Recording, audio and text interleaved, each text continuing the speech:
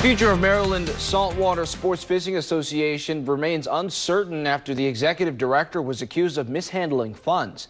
WMER2 News' investigator Mallory Safaste traveled 90 miles south to speak with the treasurer about the thousands that went missing and what he did in response to those allegations.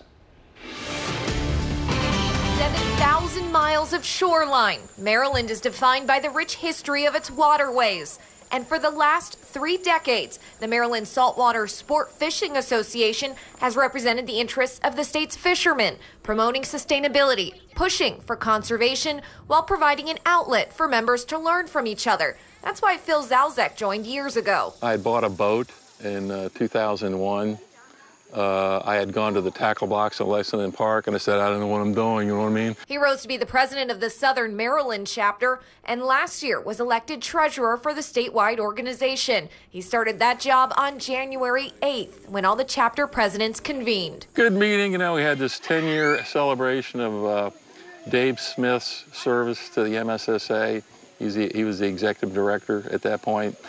Real good meeting, you know. I talked to Dave and he would give me some financial information because I wanted to set up a budget. His tenure didn't last more than a month. In February, the organization learned of serious money mismanagement by the same man they just celebrated, David Smith. It would hit the fan. I started looking through a number of things, but as I said, I went through 7 years of bank statements. And I'm going like, what in the world is this for? And then credit card charges that didn't make any sense. Cash withdrawals from the checking account. No, why? What are they for? The organization was underwater. This may have gone back to 2016. Did you have any idea any of this was happening? No. I mean, I really didn't. As things got worse and worse, as the bills kept coming in, I found out we hadn't paid. I don't think we paid anybody for the fall tournament. It costs $250 to enter a boat into tournaments and $25 for a 1-year membership. There's believed to be more than 7,000 members. Now all that money is missing. According to a lawsuit, by the time board members found out, the Pasadena headquarters faced eviction, loans had been taken out, and the savings account sat at just $320. Smith resigned, and Anne Arundel County Police opened an investigation. Phil saw what was going on, and his chapter decided they wanted out. May 11th, I sent him an email with a letter attached saying the Southern Maryland chapter has decided to dissolve. Attached is a check for over $15,000, which cleans out our bank account. And we were done. From the MSSA grew SMRFO, the Southern Maryland Recreational Fishing Organization. Set these rods like I showed you when we came down the hills. Well, we decided we were going to get a change. We're going to do community service. Our mission was going to be to protect the fisheries of the state of Maryland. And he added a new rule. There is no debit card. There is no credit card. There is no loan to pay for our bills.